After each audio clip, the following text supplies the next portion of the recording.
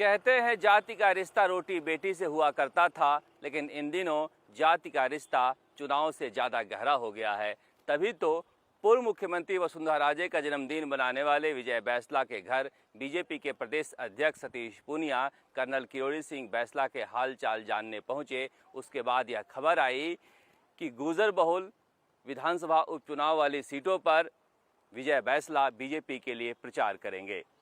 दरअसल राजस्थान में दो बड़ी जातियां जाट और गुजर के वोटों को लेकर पूरी राजनीति सभी दलों में चल रही है, क्योंकि माना जा रहा है कि कांग्रेस की तरफ से जब तक मुख्यमंत्री अशोक गहलोत का चेहरा सामने रहेगा, जाट पहले से दूरी बनाकर रखे हुए हैं और गुजरों में भी एक सचिन पायलट के मामले पर गुस्सा है। इसलिए बीजेपी चाहती है कि किसी भी तरह से जाट और गुजर वोट बैंक को मजबूत करें। उधर जाट वोट बैंक के नाम पर हनुमान बेनीवाल की राष्ट्रीय लोकतांत्रिक पार्टी कुचाले भर रही है और जिस तरह से वो कांग्रेस और बीजेपी दोनों के लिए एक समस्या पैदा कर रहे हैं, निश्चित रूप से दोनों ही पार्टियों में जाति को लेकर गणित बैठाने का काम शुरू हो गया है। कहा जा रहा है कि चाहे राजसमंद की सीट हो या फिर सहाड़ा की सीट हो, दोनों ही सीटों पर अच्छी खासी संख्या में जाट हैं, इसके अलावा गुजर भी हैं। अब हनुमान बेनीवाल जैसा कहा जा रहा है कि सहाड़ा में गुजर उम्मीदवार उतार रहे हैं, ऐसे में वहां पर बीजेपी के लिए बड़ी परेशानी का सामना करना पड़ सकता है। कांग्रेस जानती है कि दोनों जातियां वहां पहले से ही वोट उन्हें नहीं देने जा रही है, इसीलिए कांग्रेस वहां के पूर्व विधायक स्वर्गीय कैलाश त्रिवेदी के घर में टिकट देने जा रही है। हालांकि घर में भी कम झगड़ा नहीं है, वहां भी पत्नी, बेटे और भाई के बीच अंदर खाने रस्साकसी चल रही है। लेकिन वहां पर जिस तरह से बीजेपी समझ रही थी कि हम जाट को टिकट दे देंगे और वहां से गुजरों के भरोसे जीत हासिल कर लेंगे, वहां पर परेशानी का सामना करना पड़ सकता है। राजसमंद में भी यही होने जा रहा है। राजसमंद में कहा जा रहा है कि पहले कांग्रेस ने यह मन बनाया था कि बोहरा को हम टिकट दे देंगे, वो पैसे वाले भी हैं और चुनाव जीत भी जाएंगे। लेकिन अब कहा जा रहा है कि जब बीजेपी वहां पर रणनीति बदल रही है और बीजेपी हो सकता है कि दीप्ति महेश्वरी को टिकट दे या किसी पालीवाल को टिकट दे या राजपूत को टिकट दे, ऐसे में अगर हम बोहरा को टिकट देते भी हैं तो वैसे समाज जो है वो बीजेपी को छोड़ेगा नहीं। ऊपर से पालीवाल ब्राह्मण के जहां तक टिकट की बात है, सीपी जोशी पहले से ही वहां माहौल ब्राह्मणों के लिए कांग्रेस के पक्ष में बनाए हुए हैं। ऐसे में किसी राजपूत को टिकट दे देते हैं तो एक अशोक गहलोत जो कम्बिनेशन बनाने की कोशिश कर रहे हैं गैर जाट और गैर गुजर के वोटों को लेकर कि इसमें राजपूत हो, एससी हो, ब्राह्मण हो, मुसलमान हो, वो जिताऊ फार्मूला काम आ जाएगा।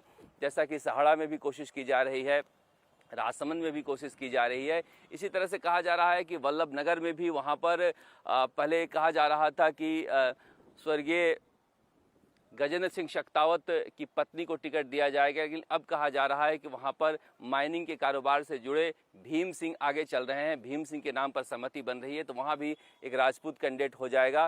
तो एक तरह से यहाँ पर कांग्रेस जो कम्बिनेशन बनाने की कोशिश कर रही है वो अच्छा खासा बन जाएगा।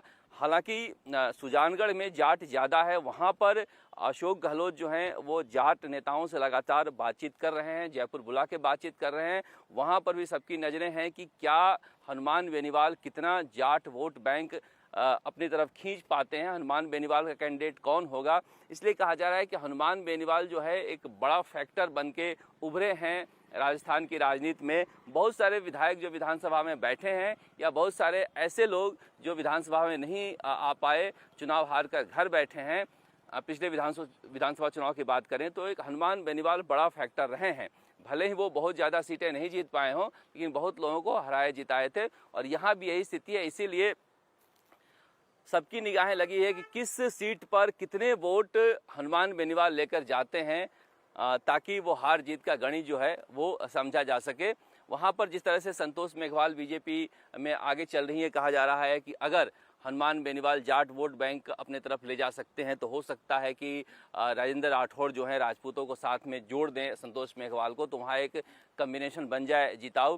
दरअसल अशोक गहलोत ये फार्मूला पहले लगा चुके हैं। कहा जाता है कि 2009 के जो लोकसभा चुनाव हुए थे उसमें लोकसभा चुनाव में 16 सीटें कांग्रेस ने जीती थी। उस समय उन्होंने चंद्रेश कुमारी घटोच, जितेंद्र सिंह, इजराज सिंह, तमाम जो बड़े राजपूत घराने थे उन्हें अशोक गहलोत कांग्रेस की तरफ लेकर आए थे और एक कॉम्बिनेशन बनाया था। वो कॉम्बिनेशन काफ़ी सफल हुआ था कि कांग्रेस की तरफ राजपूतों को जोड़ें, क्योंकि जाट जब तक अशोक गहलोत बैठे हैं, बहुत परंपरागत वोट बैंक है कांग्रेस का, लेकिन जो खासकर युवा हैं, जो नए लोग हैं, वो जुड़ नहीं पाते हैं। चाहे पहले पुरानी चाहे जितनी भी घटनाएं हों वो वजह रही हों, इसीलिए ऐसा कहा जा रहा है कि कांग्रेस एक नए फार्मूले की तरफ देख रही है। उसमें हनुमान बेनीवाल बड़ा फैक्टर है।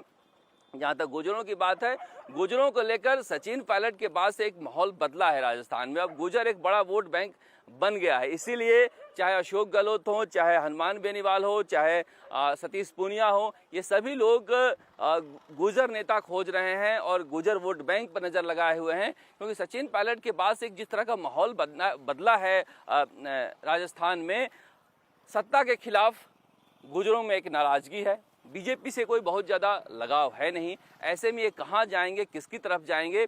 जहाँ तक गुर्जरों की बात है, इनका कहना है कि बहुत सारे नेता अलग अलग पार्टी लेकर आ रहे हैं, कि इनके मन में अभी भी है कि बहुत सारे आसमान में तारे टिमटिमा रहे हैं। उनके लिए तो मुख्यमंत्री की गद्दी पर बैठा चांद एक ही है, वो है सचिन पायलट। राजस्थान तक के लिए जयपुर से शरद कुमार।